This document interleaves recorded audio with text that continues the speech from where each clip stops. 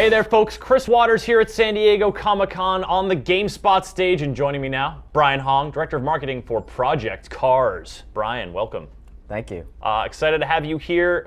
Comic-Con treating you guys well? Yeah, we're having a great time. We got our booth on the floor showing off all our games, including Project Cars. Including Project Cars, which we've got in action right now, and this is, it's one of these, just your garden variety, beautiful racing game that makes you really glad you bought a next-gen system, right? Absolutely, absolutely. Yeah, we're really excited about the game. Project Cars is the community-assisted racing simulator by the studio Slightly Mad. For racing game fans, they'll remember that those are the fellas that were responsible for the Need for Speed Shift series. Need for Speed Shift. Yeah. Well, we got a lot of fans of that on GameSpot, actually. And you said community assisted, right? So what is that? I mean, I feel like the challenge for a racing game is to carve out a niche. And it sounds like community assisted is your thing. What does that mean? Yes, this is the first AAA racing game that was actually crowdsourced. So through the world of mass development, the studio has been able to get donations and members to join this community, and they've been getting access to play the builds every couple of weeks and provide tons of their feedback on what they want in a racing game. Do they want that turn to be a little wider? Is that they feedback? want it to be unforgiving. It's been great because they've been providing a lot of reference imagery, a lot of feedback on the handling. Oh, cool. So, yeah, the studio has said, and they'd like to say that this is a racing game for racers, by racers. By racers. Yeah, so that's the question. I mean, you're getting feedback on the handling of these cars, and I feel like the kind of people, not everyone who's giving you feedback on it has been behind the wheel of one of these on a racetrack. But there are these enthusiast communities that you can tap into, and the knowledge base there is just tremendous.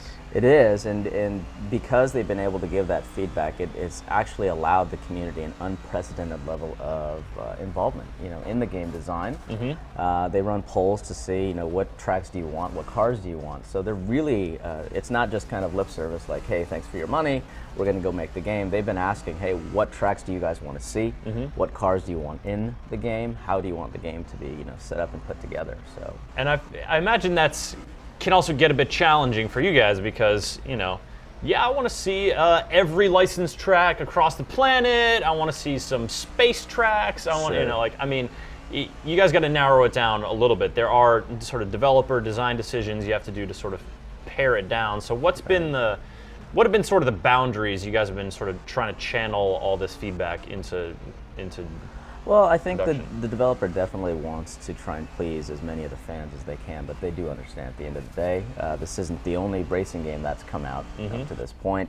So I think they're trying to find that good balance between, offering out cars that people want to see versus having cars in there that are unique and maybe not seen before. So well, which I gotta ask now, what kind of cars are unique and not seen before? I mean, are we talking like concept cars or? Well, yeah, they've got a lot of different cars, not just the most modern ones, but they've got a lot of the classics in there as well.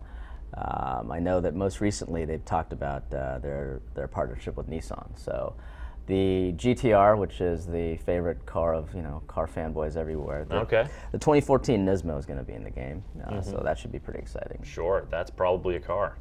That is. Can you tell that I'm not like a supercar community? Yeah. Well, no, if you get into one of those things, the acceleration's face ripping. It's awesome. So yeah, well, tell me about So I am not like super knowledgeable when it comes to car racing. Obviously, what's in this game for me? What do you got?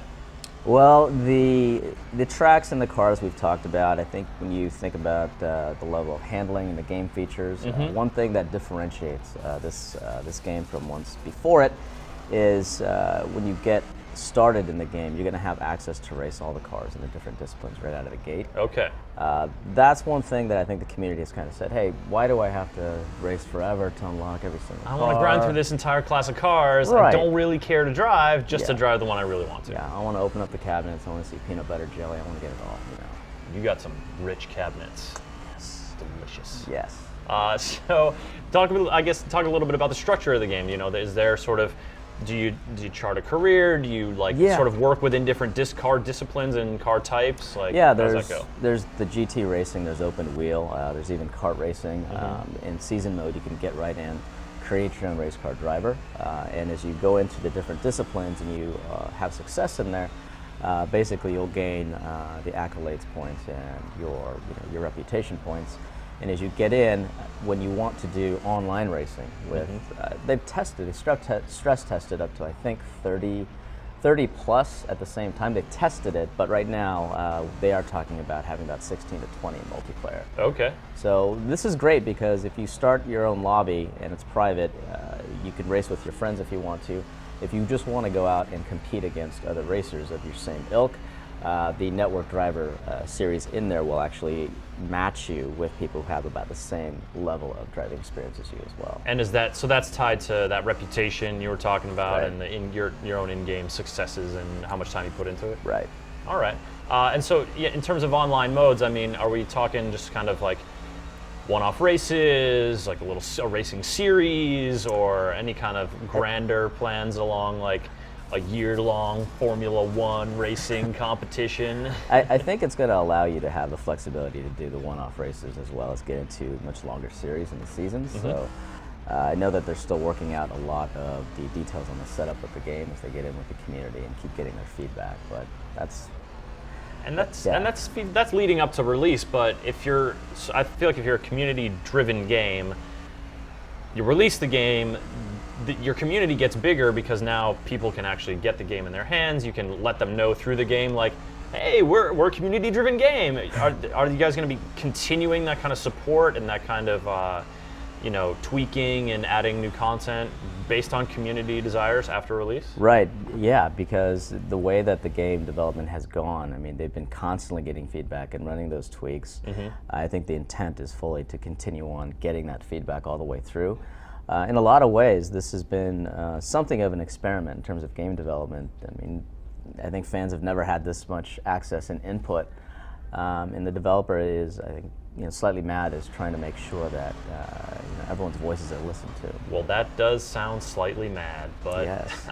The game looks like it's shaping up pretty well, and I guess, is it possible, so folks, if they watch this demo and they're thinking like, yeah, I'd like to community contribute to this slightly mad endeavor, is there a way that they can sort of get involved? Well, they actually, once they started the funding, I believe they had over 80,000 folks ultimately sign up to join the community. They had 6 tiers that you could actually buy into, starting from junior all the way to senior member, and that gave you different levels of access and different levels of interaction with the developer.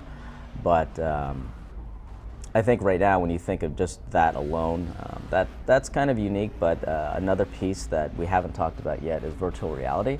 That's something that's going to be virtual reality. Yeah, the future. Yeah. So one of the things that they want this game to be compatible with is the Oculus Rift and the Project Morpheus headsets. So they'll be giving out more details on how that actually works. But we do know right now that they've been doing a lot of testing on it. They've actually been posting videos on YouTube showing the the physics with your head inside the helmet and kind of seeing the 360 perspective. So no kidding. That is something we're really excited about to show once it kind of gets off the ground.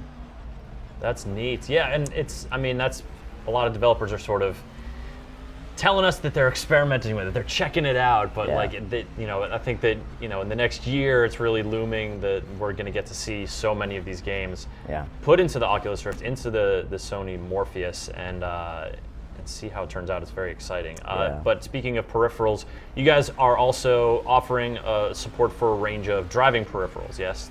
So wheels and pedals and shifts and stuff like that? Yeah, I mean, there's been a lot of licensing partnerships that the studio has made. I know that with Thrustmaster, that's kind of a pretty favored peripheral system for Absolutely, racing games. yeah. So that's very popular. Yeah.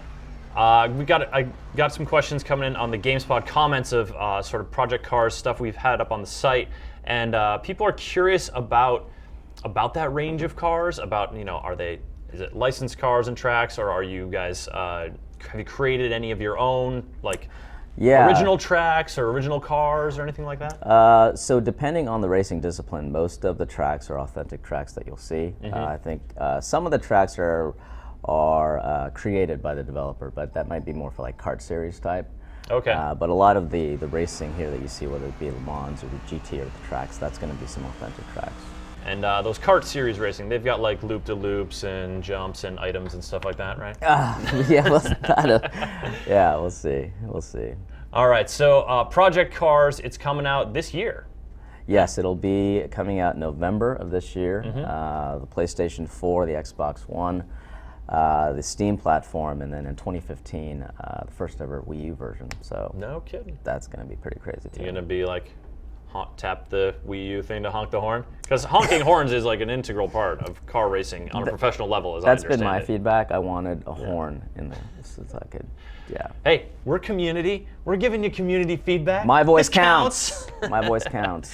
All right, so Project Cars coming out in November, and again, for folks who are interested in sort of keeping an eye on it and maybe contributing, are there forums or a website they can check out? Yeah, there's plenty of forums. They can go to the WMD portal and find the Project Cars page in there, or they can go to projectcarsgame.com as well. All right, Brian, thank you very much for coming by. Thank you for Talking having about me. Project Cars.